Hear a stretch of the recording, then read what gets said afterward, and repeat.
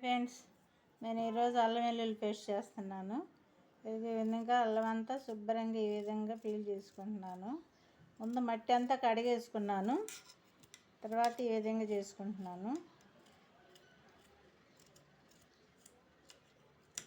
ఒక స్పూన్ సహాయంతో ఈ విధంగా తీసుకుంటే మనకి శుభ్రంగా నీట్గా వచ్చేస్తుంది.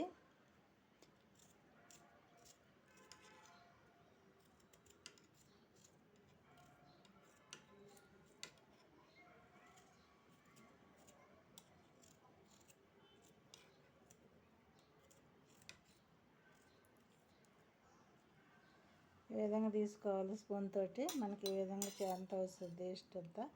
ఇవి మళ్ళీ శుభ్రంగా మనం ఇవన్నీ కడుక్కొని ముజిప్పి చేసుకుందాము. ఎల్లుల్లిపాయలని మనం ఈ పావు కేజీ తీసుకుందాను. ఈ విధంగా వాటర్లో నానేసుకుంటే మనకి ఫీడ్లు అనేది త్వరగా వచ్చేస్తుంది.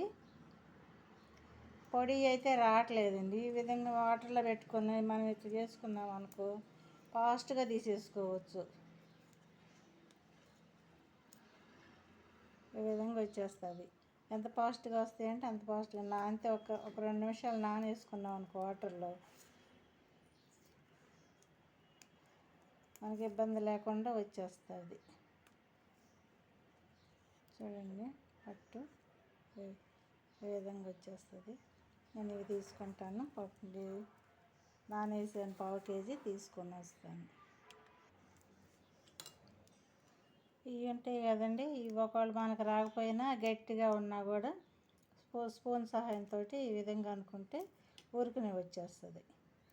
ఇది గట్లా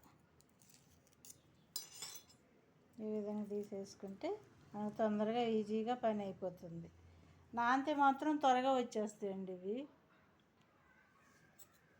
ఈ విధంగా ఉన్నప్పుడు మనం గోరు పెట్టి గిల్లి ఆ గోరులోకి వెళ్ళి గోరు కూడా నొప్పి వచ్చేసి మరి అంత ఇబ్బంది లేకోకుండా ఇదిగో ఇట్లా వచ్చేస్తుంది. మనకి గోరు పెట్టకుండా స్పూన్ సహాయంతో అలా విధంగా తీసేసుకుంటే మనకు వచ్చేస్తే ఇప్పుడు మనం ఇది వేరే విధంగా ఫీల్ చేసుకోవచ్చు. ఇంకండి నేను చేసుకున్నాను.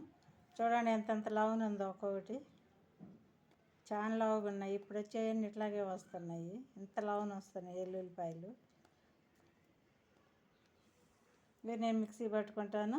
నేను నా వీడియోలో ఉందండి, ఏ విధంగా ఏమేమి వేసి నేను అల్లం వెల్లుల్లిలో ఏమేమి వేసి మిక్సీ పట్టింది వీడియోలో ఉంది.